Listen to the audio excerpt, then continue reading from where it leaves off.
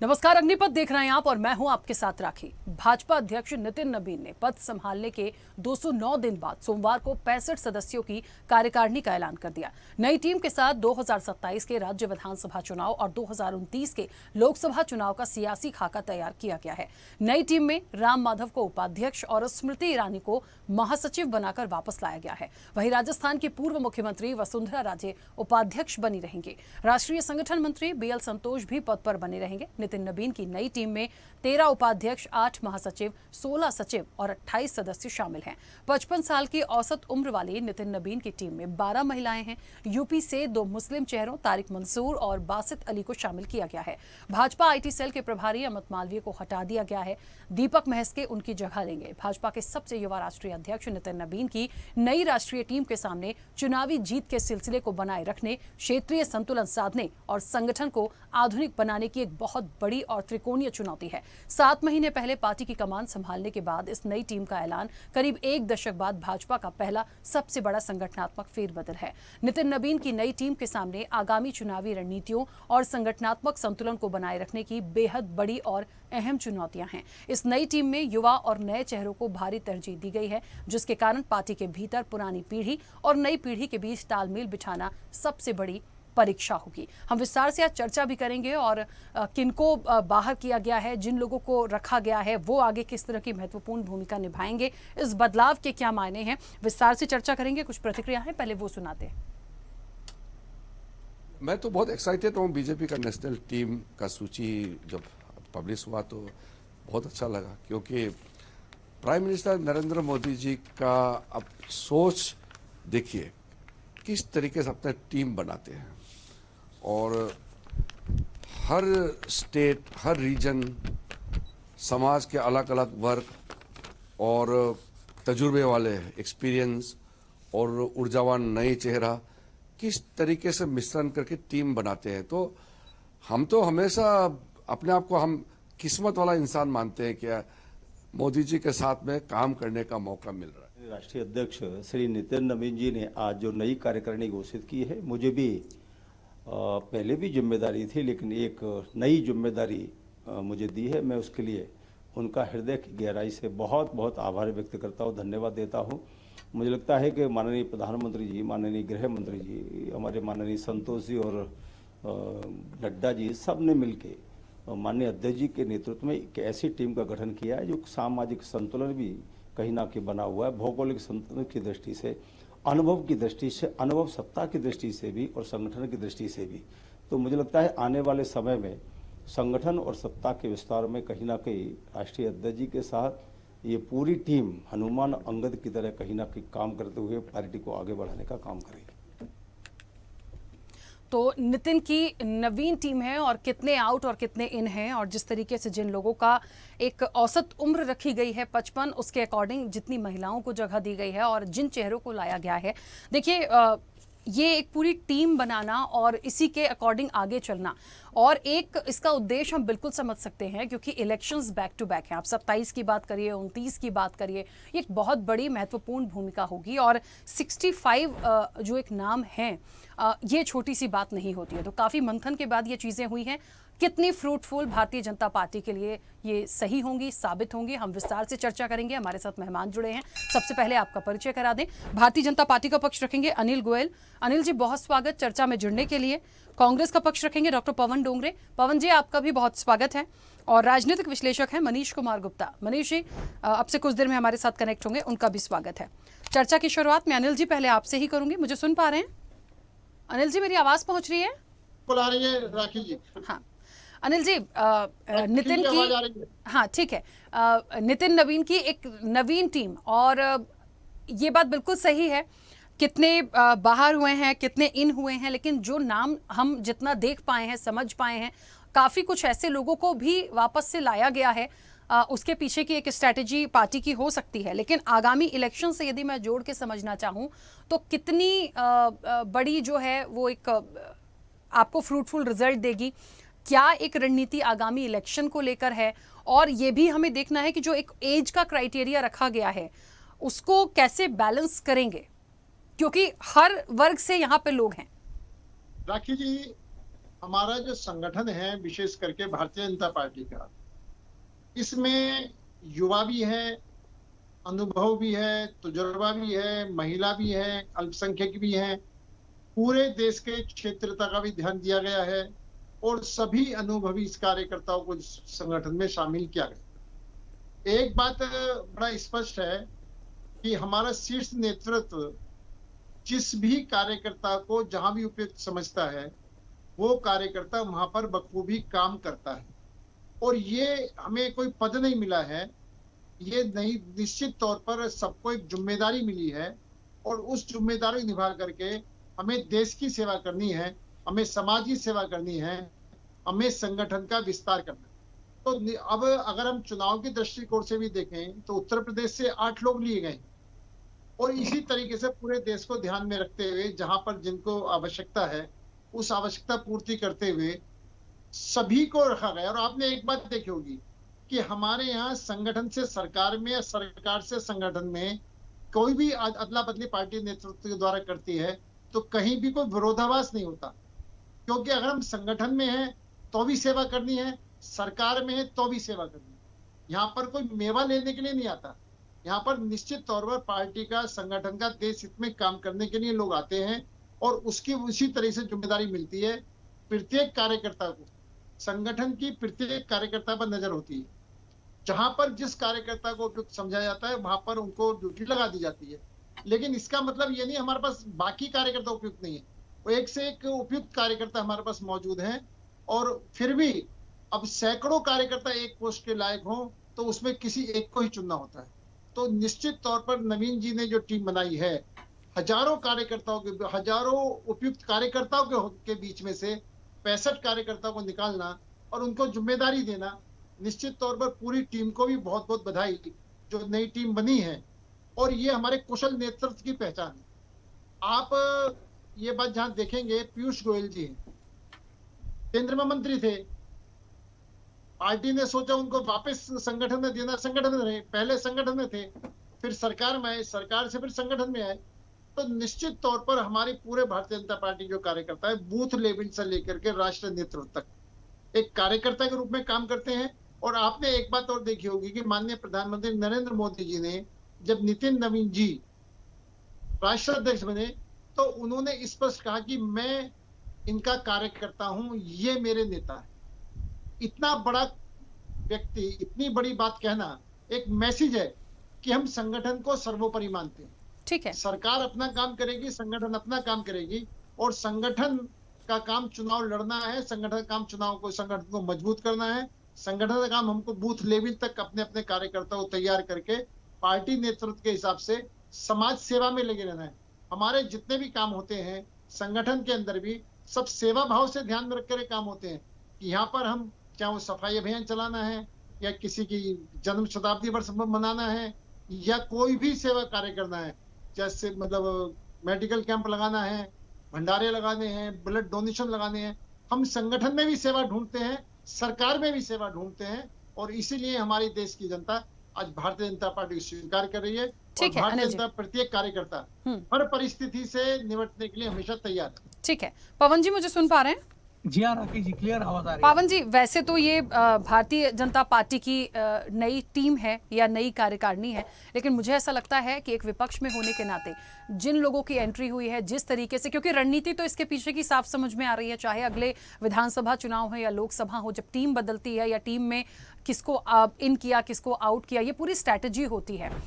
क्या एक इसका उद्देश्य आप समझ पा रहे हैं? क्या इनकी किस तरह से जो 65 मेंबर्स की टीम है उसको कैसे देखते हैं? राखी जी देखिए, ये इनका इंटरनल मामला है कि वो किसको उसमें लेकर आते हैं, किसको मेंबर बनाते हैं, किनको सरकार में रखते हैं, सरकार से वापस वो अपने संगठन में लाते हैं। क्योंकि ये भारतीय जनता पार्टी की इंडिविजुअल रणनीति है, उनका ये विषय है।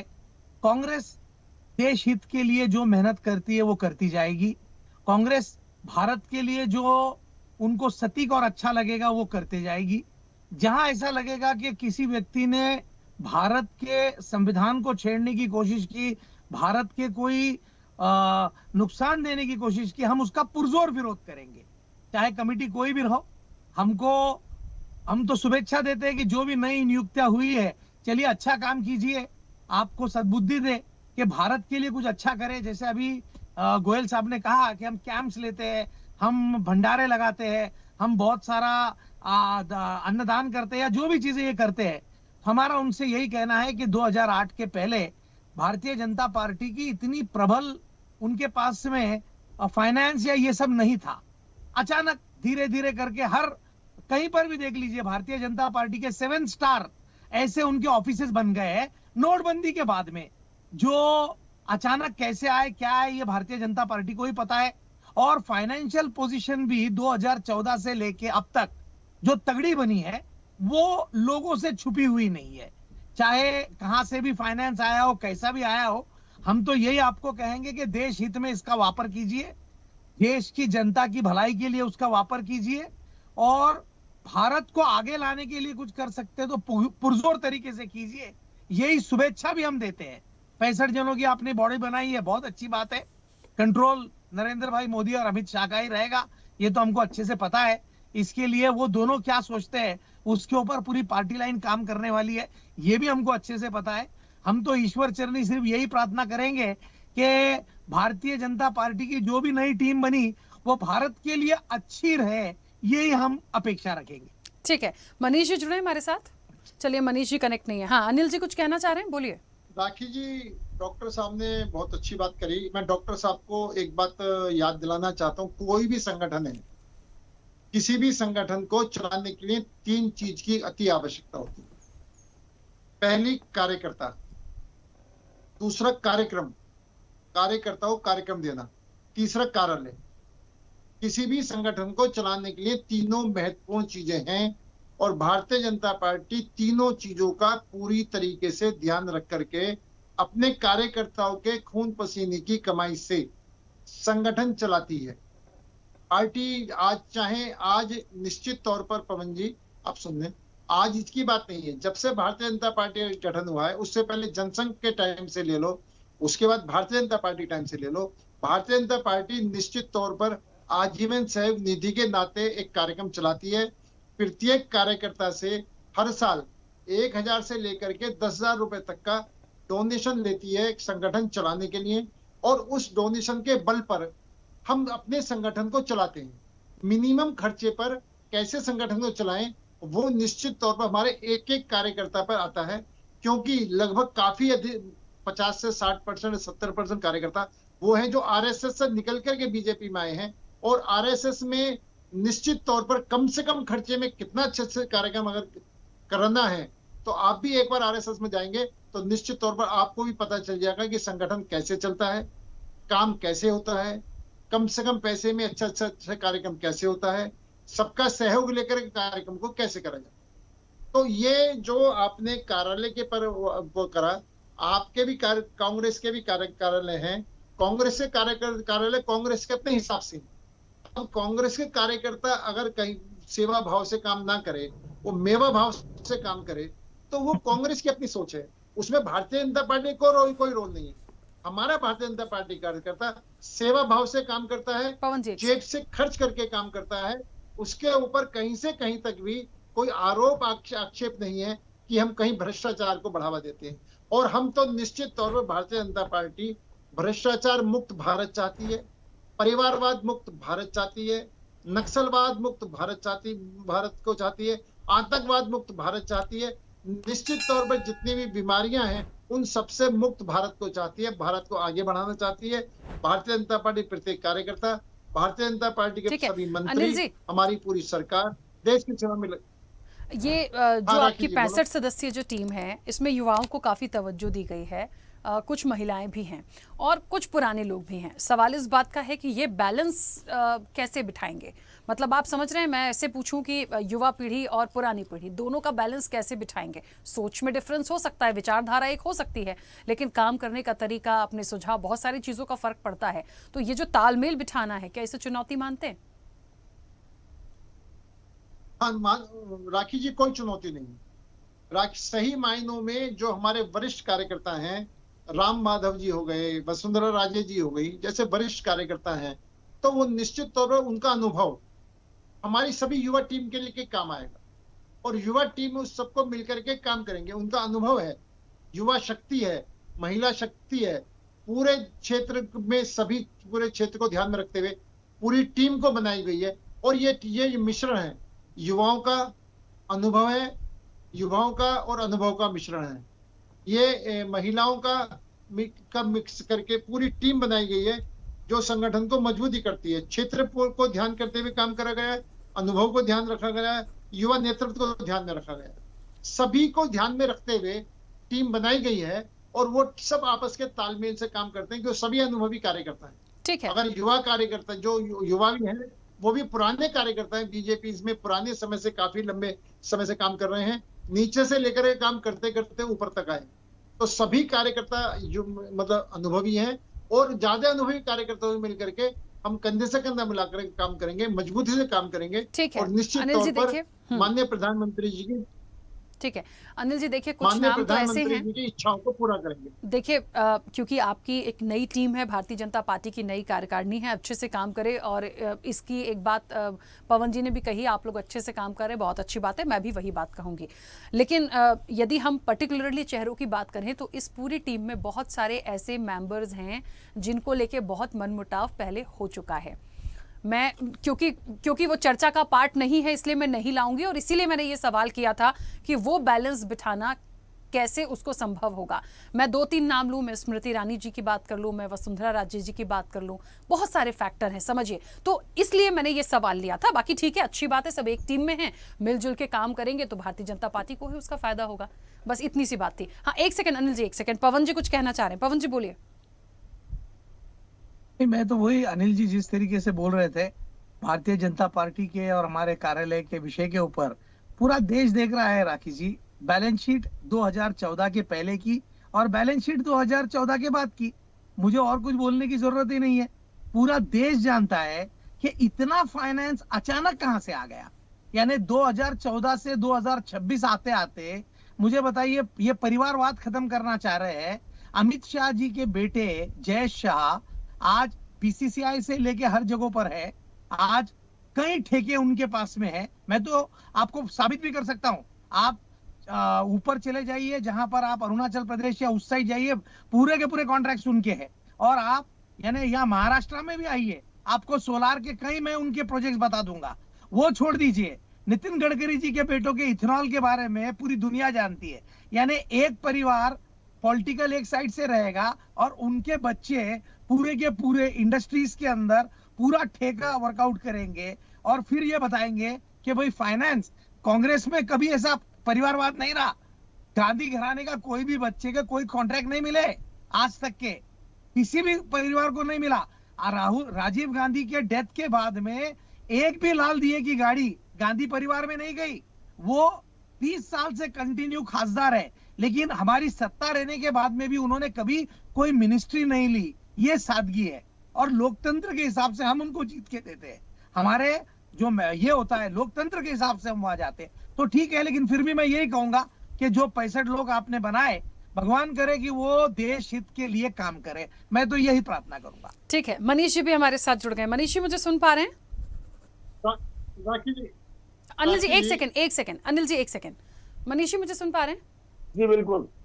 मनीष जी, आपका क्या कहना है? भारतीय जनता पार्टी की जो नई कार्यकारिणी है, 65 सदस्य हैं और एक औसत उम्र 55 है, और नई पीढ़ी और पुरानी पीढ़ी दोनों का तालमेल भी है क्योंकि युवाओं को भी तवज्जो दी गई है। कितनी सक्सेस होगी? आगामी इलेक्शन है, कितना एक अच्छे रूप में इस टीम को आप देख पा रहे हैं? देखिए, इसको आप ऐसे समझिए कि जब भी कोई टीम चुनी जाती है, वो भी राष्ट्रीय स्तर की और वो भी भाजपा जैसे ऑर्गेनाइज पार्टी, जो बड़ी पार्टी है, देश की ही नहीं इस संसार की बड़ी पार्टियों में से एक है। और यहाँ पे ये बात तय है कि जो केंद्रीय पद है वो किसी ऐसे नेता का नहीं है, एंसेस्टरी चला आ रहा हो, तो जाहिर है हर व्यक्ति के लेवल को सोच के थॉट प्रोसेस बना के लिया होगा। उस व्यक्ति का एक प्रोफाइल हो। कुछ लोग ऐसे होते हैं जो संगठन में एक्चुअली काम करते हैं, कुछ लोगों को इसलिए महत्व दिया जाता है कि वो चूंकि महिलाएं हैं तो उनको ऐड करना है, महिलाओं को दिखाना है। मानो 12 महिलाएं टीम में रोज। अब देखिए रूप, जैसे कई प्रोफाइल क्या पॉपुलर होते हैं, कई प्रोफाइल जमीन पे काम कर रहे हैं। अब उनकी सक्सेस का अंदाजा तब लगता है जब वो केंद्र में आती है। जैसे पुरंदेश्वरी है, बहुत ही पॉपुलर है, उनका अच्छा डेवलपमेंट है, अब वही देखिए रूप कुमार चौधरी है, मुझे बहुत ज्यादा आइडिया नहीं है पर्सनली क्या है, लेकिन स्मृति ईरानी इनका ट्रैक रिकॉर्ड मुझे पता है। बोल्ड, बिंदास, जबरदस्त लेडी, जब भी काम करेंगी तो बेहतरीन करेंगी, क्योंकि उन्होंने एक अलग प्रोफेशन में काम किया हुआ है। अब हमें समझने की जरूरत ये है कि क्या ये कॉम्बिनेशन बेटर है। जिन प्रोफाइल को लाया है आज मैं इनके अंदाजा लगाऊं कि ये इनमें से कौन सक्सेसफुल रहेगा, कितना, इवन नितिन नवीन कितने सक्सेसफुल होंगे कौन जानता है। भले ही ट्रैक रिकॉर्ड बंगाल का उनका अच्छा हो, लेकिन क्या वो क्रेडिट नितिन नवीन को दिया जा सकता है? नहीं दिया जा सकता मेरे हिसाब से। ठीक है, थोड़ा 10-5% क्रेडिट मिले, तो ऐसे में ये अंदाजा लगाने से बेहतर ये अंदाजा लगाएं कि टीम में किसी विवादास्पद चेहरे को जगह दी है क्या। मानो अभी ये ठीक है, धर्मेंद्र प्रधान को हटाएंगे तो संगठन में ले आएंगे, क्या ऐसा हुआ है क्या? जैसे भी कांग्रेस के कार्यकाल में क्या हुआ, एचके भगत को हटा दिया तो उनको कहीं बैकडोर से कहीं कोई पोजीशन दे दी, कहीं को सब बचा लिया, तो ऐसा कोई हुआ है क्या? तो ऐसे विवादास्पद चेहरे, ऐसे नेगेटिव चेहरे हैं क्या? मानव दलितों को जगह मिली है क्या? पिछड़ों को जगह मिली है क्या? वैश्यों को जगह मिली है क्या?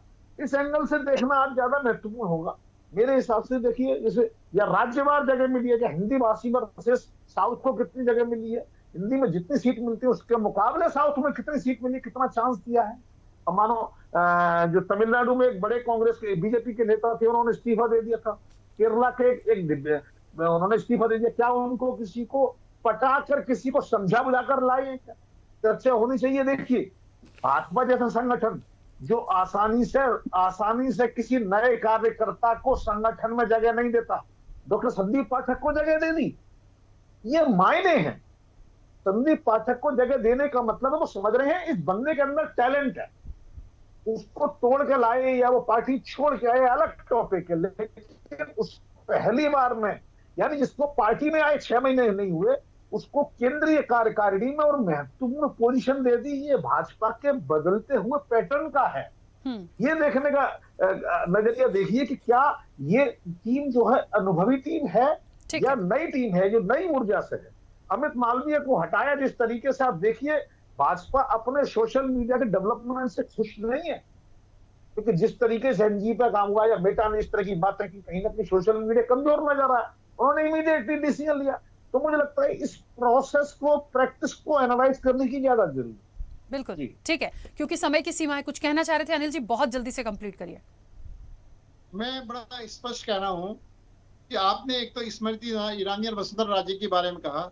स्मृति ईरानी हमसे सबसे पहले महिला मोर्चे अध्यक्ष भारतीय जनता पार्टी की रही हैं, उनको संगठन का अनुभव है, वो सरकार में रही, उनको सरकार का अनुभव है। दोनों अनुभवों का लाभ उठा करके हम महिलाओं को नेतृत्व मिले, महिलाओं को आगे बढ़ाएं, तो हमने वसुंधरा राजे, स्मृति ईरानी दोनों हमारी संगठन में आई हैं, और वसुंधरा राजे को भी राजस्थान में सरकार चलाने का अनुभव रहा है। अभी मैं कांग्रेस के बारे में एक बात कहना चाहता हूं कि कांग्रेस में कहावत थी, ना खाता ना बही, जो सीताराम केसरी कहे वो ही सही। इनके अकाउंट्स में तो कोई अकाउंट नाम का कोई नहीं था, कहां से पैसा आया, कहां से पैसे गया, क्या खर्च हुआ, क्या खर्च नहीं हुआ, बल्कि कभी भी चुनाव आयोग या मांगता है इनके पास कोई डिटेल नहीं है। अभी तक जो आईटीआर भरना है उसका कोई वो सिस्टम नहीं है। लेकिन भारतीय जनता पार्टी एक रुपए का हिसाब रखती है, एक रुपए उसके पास हिसाब है। किसी को भी हिसाब देखना है वो आकर के हमारा हिसाब देख सकता है। हम हर साल अपनी आईटीआर भी भरते हैं, अपना सारा हिसाब भी जमा कराते हैं, और निश्चित तौर पर ये भी कानूनी हम लेकर आए कि चंदा भी 2000 से ज्यादा का नगद नहीं लिया जाएगा, उसकी बाकायदे रसीद होगी, उसके बाकायदे आईटीआर जो 20 से ज्यादा का। तो हम तो निश्चित तौर पर भी डोनेशन को में भी पारदर्शिता हमने करी है। इसलिए कांग्रेस अपने गृहवान में झाके, क्या कांग्रेस के टाइम में होता था, हमने जो करा वो आप सबके सामने। पवन जी बोलिए, 10 सेकंड, समय बहुत हो गया सर, ऐसे बार बार समय मांगेंगे तो चर्चा बहुत खिंच जाएगी, बोलिए जल्दी से। मुद्दा वो नहीं है कि आप हिसाब कितना अच्छा रखते हो, हिसाब रखने में तो आप बहुत अच्छे हो, पैसा कहाँ से आया वो विषय है। ठीक है, इस पे चर्चा हम रखेंगे। फिलहाल समय हो गया। आप सभी मेहमानों का बहुत शुक्रिया इस चर्चा में जुड़ने के लिए। देखिए, एक बात तो सही है, 65 सदस्यीय जो भारतीय जनता पार्टी की एक नई कार्यकारिणी बनी है, एक नई टीम है, उसमें हर तरह से बैलेंस करने की कोशिश की गई है। और आगामी इलेक्शन बैक टू बैक है, चाहे आप 27 का चुनाव देखिए, चाहे आप 29 का चुनाव देखिए, ये टीम भारतीय जनता पार्टी को कितनी मजबूती देगी, ये वाकई देखने वाली बात होगी। और आपसी तालमेल की जहां तक बात है, देखिए पार्टी का पक्ष जो रख रहे हैं वो यही कहेंगे कि सब कुछ ठीक रहेगा, लेकिन जैसे जैसे चीजें आगे बढ़ेंगी, अभी तो टीम बनी है, फिर देखिए कि क्या कुछ रिजल्ट निकल कर आते हैं। चर्चा में इतना ही, बने रहिए स्वदेश न्यूज के साथ। सबसे पहले देश। ऐसे ही वीडियोस के लिए लाइक करें, शेयर करें, फॉलो करें, YouTube पर जाकर सब्सक्राइब कर बेल आइकन दबाना ना भूलें। और ताजा अपडेट्स के लिए स्वदेशलाइव.com पर जरूर जाएं।